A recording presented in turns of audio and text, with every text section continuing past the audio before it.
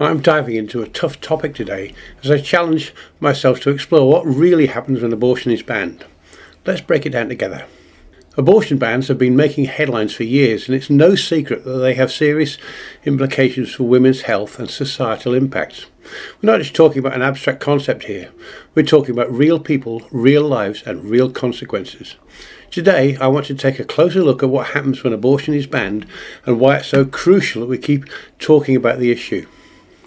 When abortion is banned, women are forced to resort to dangerous and illegal alternatives. We've all heard the horror stories about back alley abortions, fake clinics, and unqualified practitioners preying on vulnerable women.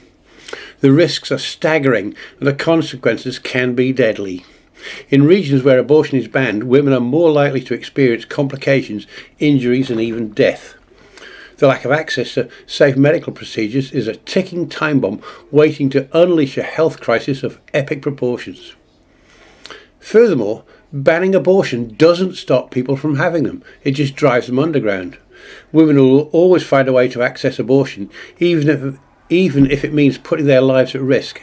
And let's be real, it's not just about the women who are seeking abortions, it's about their families, their communities, and their societies as a whole. When women are denied access to safe abortion, it's not just a personal issue, it's a public health crisis. And it's not just adult women who are affected, girls are too. Hard truth to realize that these horrible things are going to happen to children and other people in your state because of the really severe restrictions that are placed. Take, for example, the story of a woman that I heard about recently who was forced to travel hundreds of miles to access a safe abortion. She had to take time off work, leave her family behind, scrape together every penny she had just to get to a clinic that could provide her with the care she needed. And even then she was met with protesters, harassers and judgmental strangers who thought they had the right to dictate her choices. This is what happens when abortion is banned. Women are forced to become refugees in their own country, seeking out healthcare that should be theirs by right. Eric Scheidler is one such judgmental stranger. Those who oppose abortion. With so many questions about what really happened, it's a real shame that the Biden administration rushed to exploit this poor little girl's situation. And today, Republicans blocked an attempt by Senate Democrats to pass a bill to codify the right of individuals to cross state lines for an abortion. But it's not just about individual stories. It's about the broader consequences of banning abortion. When women are denied access to reproductive health care, they're more likely to experience poverty, isolation and marginalisation. They're more likely to drop out of school, lose their jobs and experience domestic violence. The ripples of abortion bans spread far and wide, touching every aspect of society in ways that we can barely imagine. Being denied access to an abortion can be traumatic. I want to apologise because I referred to your child as a fetus because it was in the early stages, but you referred to her as your daughter. Can you talk to me about the emotional trauma that is involved in this for so many women who are going through the same thing? Yes, you're right. I do refer to her as my daughter. She is my daughter, and her name is Willow.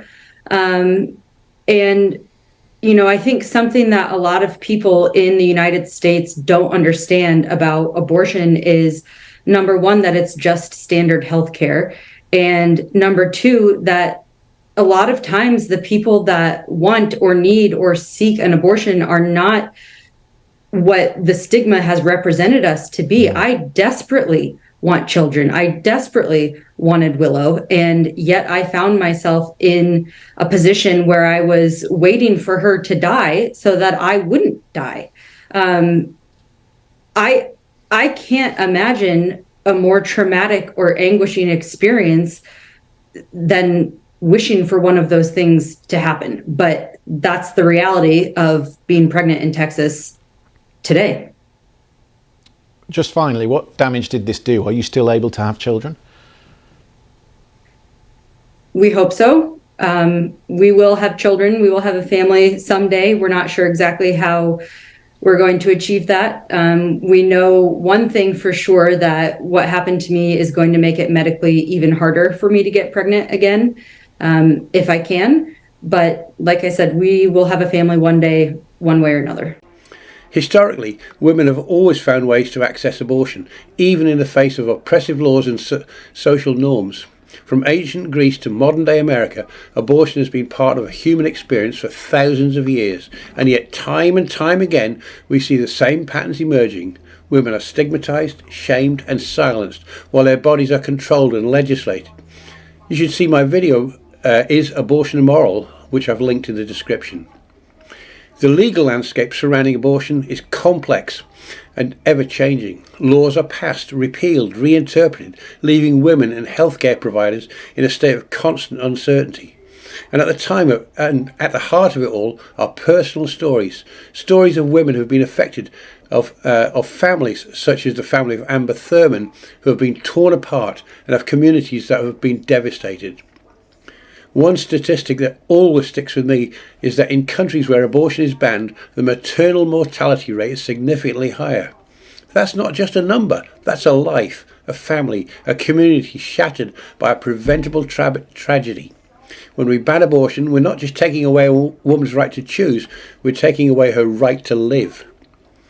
There are 23 countries that I could find where abortion is illegal. The maternal death rate is significantly higher than in countries where abortion is legal. For example, in 2020, the maternal death rate in the Dominican Republic, where abortion is totally banned, is 107 women who die per 100,000 live births. In New Zealand, where abortion is legal on demand, the death rate is 7 women per 100,000 live births, and in my country, Australia, that rate is even lower at 3 deaths per 100,000 live births. The maternal death rate in the USA in 2020 was 21 women per 100,000 live births. 1 death is one too many. But despite the overwhelming evidence, despite the personal stories, and despite the devastating consequences, we still have policymakers and politicians, mostly driven by their religious beliefs, trying to roll back the clock on women's rights. We still have people who think that they have the right to dictate what a woman can and can't do with her own body. And we still have a society that stigmatizes and shames women for making choices about their own health care.